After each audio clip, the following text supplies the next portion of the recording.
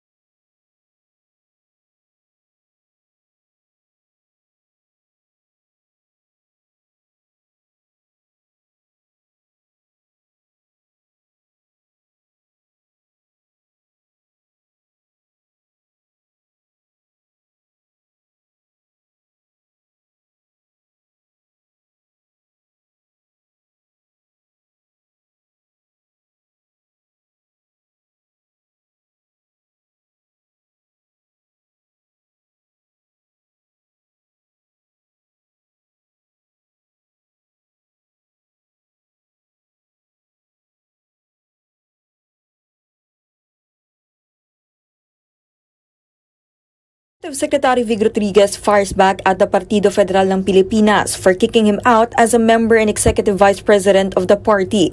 Recall that PFP expelled Rodriguez earlier this month after being, quote, an incompetent and notoriously undesirable public servant. But in an interview with the chiefs, Rodriguez said that some members of Partido Federal asked to be appointed to key government positions while he was still in Malacanang. He added that he was not served a copy of the expulsion order, which bore a date when President Ferdinand Marcos was out of the country. It was served through the media. So sabi ko nga, media play ito. And purposely, it's a continuing vilification campaign against me. The former Little President also said the sugar fiasco and his supposed falling out with the palace had nothing to do with his resignation. Wala akong ibang makitang dahilan kundi yung appointments na hindi na pagbigyan. Now, ayun nga, simpleng-simple sa kanila, feeling entitled, na kami nagpakahirap. Hindi ho kayo lamang ang nagpakahirap. Mas maraming tao ang higit na ang hirap at itinulong para sa tagumpay ng kampanya. But the Partido Federal ng Pilipinas is standing by its move. In an interview with 1PH1 Balita Pilipinas, PFP Secretary General Tom Lantion said Rodriguez was given several chances to respond to issues. But Lantion said Rodriguez failed to defend himself against allegations of abuse and trust and disloyalty. He was given 48 hours to answer. Ngayon, hindi naman siya sumagot. So, ang naging desisyon po ng Directorate at ng Execom, bigyan po ng isang pagkakataon ulit. Nung unang pinadalang registered mail, hindi po sinagot. Doon sa second, yung LBC naman para second chance yung sagutin, hindi rin sumagot. Kaya, dahil walang na-receive na sagot, yun po ay binigay sa ating arbitration committee at Directorate upang i-declare siya in default. Lantion also added President Marcos did not object to the expulsion of Rodriguez from the party. Pinaalam po namin sa kanya, hindi naman siya nag-object. Paalam po sa ating mahal na Pangulo, ang Pangulong Partido Federal ng Pilipinas, si Gobernador Tamayo Jr. For News 5, Camille Samonte, we are One News. Here's a quick look at today's other top stories. The Philippines has sent a note verbal to China following the encounter with the Chinese Coast Guard near Pag-asa Island. Foreign Affairs Secretary Enrique Manalo said the diplomatic move aims to clarify whether China indeed used force to retrieve an item suspected to be rocket debris. The Justice Department will investigate the subpoena error that impeded the preliminary investigation into the Percy Lapid Slay case. The camp of suspended Bucor Chief Gerald Bantag raised that prosecutors used a wrong middle name in the subpoena. And BTS member Jin is set to begin his mandatory military service on December 13, according to a South Korean newspaper. The K-pop band's agency HYBE and the South Korean Ministry of Defense have yet to comment on his enlistment. For more updates, visit News 5, the Philippine Star, and Business World online. Visit our website, onenews.ph, for more in-depth analysis. You can also catch One News on the Signal Play app.